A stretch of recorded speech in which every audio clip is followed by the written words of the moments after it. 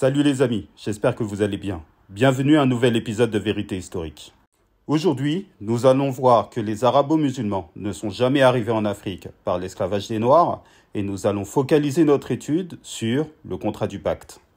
Avant tout, voici une liste d'historiens ayant largement contribué à cette propagande, comme Jack Hirsch, Les négriers en terre d'islam, Malek Chebel, anthropologue et penseur algérien, qui a écrit L'esclavage en terre d'islam, Olivier Pétré-Grenouillot, ayant étudié les traites négrières en Afrique noire, Salah Trabelsi, professeur aux universités Histoire et Civilisation du monde arabe et musulman, Université Lyon 2. Et pour conclure, un des plus connus dans les milieux afrocentristes, Tidjane Ndiaye, avec le génocide voilé. Je vous propose un de ces extraits.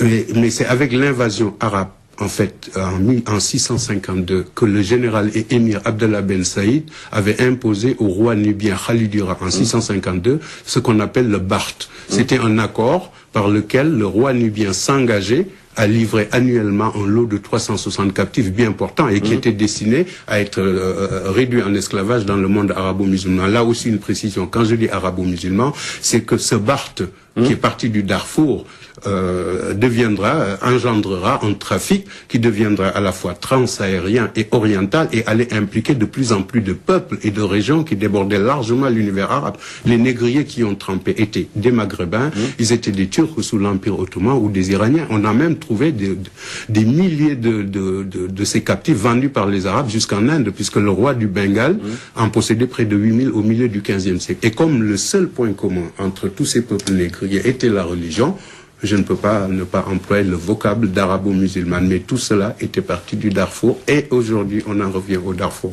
Nous allons voir de suite que ce fameux contrat de pacte n'a en réalité aucune consistance historique, faisant étalage d'un manque de sérieux dans l'analyse historique. Et malheureusement, lorsqu'il s'agit d'étudier l'histoire des Noirs, beaucoup d'historiens prennent trop de légèreté avec les sources ou sont tout simplement à une falsification à des fins mercantiles. Tout d'abord, avant d'effectuer une analyse critique des sources concernant le contrat du pacte, en cherchant pas plus loin que le bout de son nez, nous avons Wikipédia. Le pacte est un traité qui aurait été conclu. Nous sommes déjà au conditionnel en 652 entre le royaume nubien copte de Makuri et l'Égypte. Il fait suite à l'échec du siège de Dongola, incohérence totale, par le général arabe Abdallah ibn Saad ibn Sart. L'original du traité a été perdu, mais a été recopié à partir de l'original par l'historien arabe Al-Makrizi, près de 8 siècles plus tard. On nous apprend donc que l'original du traité est perdu, mais que nous basons cette réalité historique sur une copie effectuée par Al-Makrizi.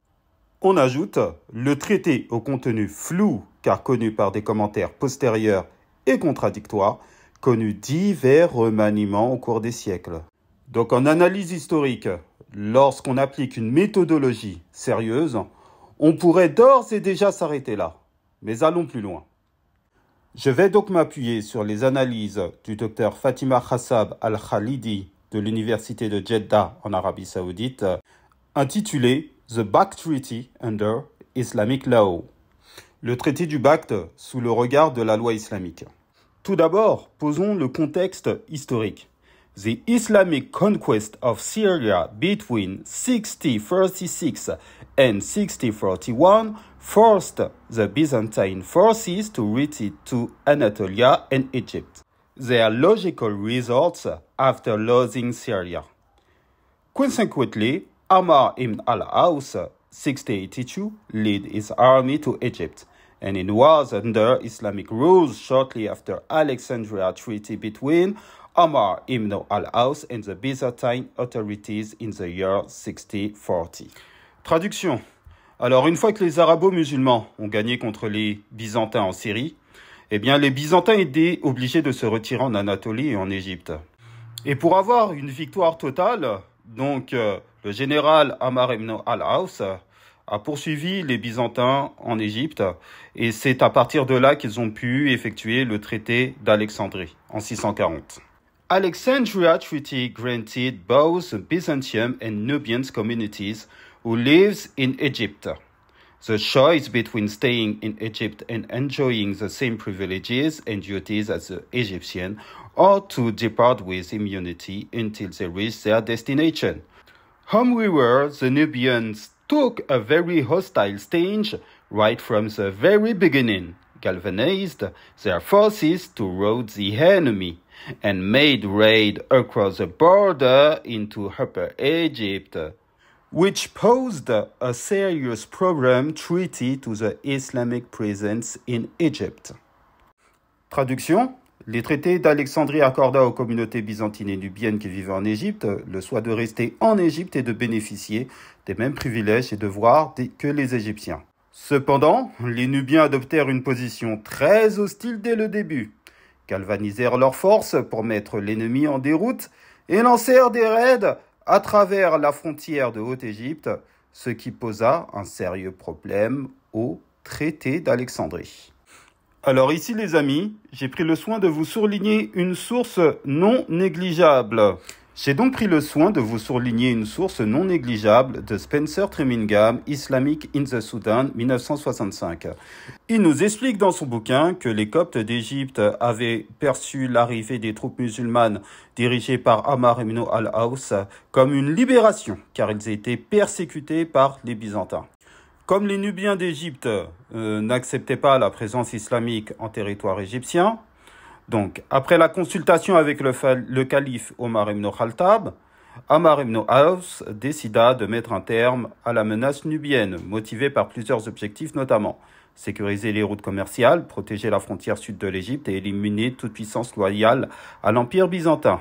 Par la suite, Ammar ibn al-Aws lança une campagne militaire contre la Nubie, à laquelle les Nubiens opposèrent une résistance véhémente, au cours de laquelle les musulmans subirent de graves blessures, dont beaucoup devinrent aveugles en raison de remarquables compétences des archers nubiens à atteindre les siffles à longue portée. Les musulmans appelèrent alors les Nubiens les arracheurs des yeux. Les campagnes suivantes contre la Nubie se poursuivirent sans succès. 645, le calife Omar émit Ammar ibn al-Aws et le remplaça par Abdallah ibn Sa'd. Abdallah poursuivit à son tour ses efforts et envoya un certain nombre d'expéditions. 651, dans laquelle il dirigea personnellement la plus grande et la plus récente campagne contre la Nubie. Et il atteignit la capitale nubienne, le Dongola. Il la siégea strictement et utilisa des catapultes. Dans ces circonstances, la ville commença à s'effondrer et poussa le roi Khalidura à rechercher la paix. Les musulmans répondirent donc positivement et installa le fameux traité du Bact. Maintenant, observez bien le texte surligné, ainsi que les sources surlignées en bas de page par Ahmad al-Baladouri, al-Masoudi et pour terminer, Ahmad al-Makrizi. Vous allez tout comprendre. Voici une liste des différents géographes islamiques et historiens ayant travaillé sur ce fameux traité du Bact. Ibn Abdallah Hakam, al-Baladouri, al-Tabari, al-Masoudi et bien sûr al-Makrizi. Allons directement à la partie qui nous intéresse. They shall give to the Muslims 360 slaves every year whom they capture in their wars. Each year you Nubians shall pay deliver 160 slaves to the Imam of the Muslims. Nous constatons qu'une clause de ce traité relate que le roi de Nubie doit livrer à l'imam des musulmans se trouvant en Égypte 360 esclaves par an capturés lors des guerres. Regardons maintenant l'authenticité du traité du Bact et plus précisément celui d'Al-Makrizi. Nous avons vu au préalable que plusieurs historiens comme Al-Baladouri, Al-Masoudi et autres avaient déjà travaillé sur ce traité du Bact en relatant une histoire où les Nubiens avaient gagné la guerre contre les musulmans à plusieurs reprises. Peter Imhold, who claimed that the treaty almost certainly legendary. Also, Yusuf Fadel Hassan rejects the text due to the information it has regarding the mosque.